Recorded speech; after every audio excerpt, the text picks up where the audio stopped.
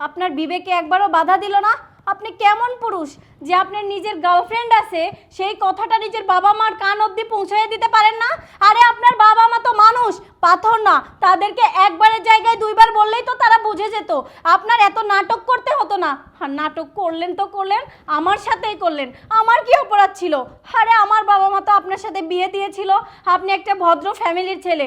কে জানতো আপনার এই ভালো চেহারাটার পিছনে মুখোশধারী একটা শয়তান লুকিয়ে আছে? ছি, আমি শুধু একটা জিনিস কিছুতেই বুঝতে পারছি না, আপনার বাবা মা আপনাকে এতটা ভরসা করে, এতটা বিশ্বাস করে, আর আপনি কি না আপনার বাবা মাকে ঠকাচ্ছেন, সাথে আমাকে ঠকাচ্ছেন, আর তার সাথে সাথে আপনি সেই মেয়েটাকে ঠকাচ্ছেন যে মেয়েটা আপনাকে ভালোবাসে, যে কিনা নিজের বউকে ঠকাতে পারে, নিজের বাবা মাকে ঠকাতে পারে, সে নিজের গার্লফ্রেন্ডকে ঠকাতে না দুইবারও ভাববে না। আমার ঘেন্না লাগছে। আমি এখন এখান থেকে বেরিয়ে যাব, আর বেরিয়ে সোজা পুলিশের কাছে যাব।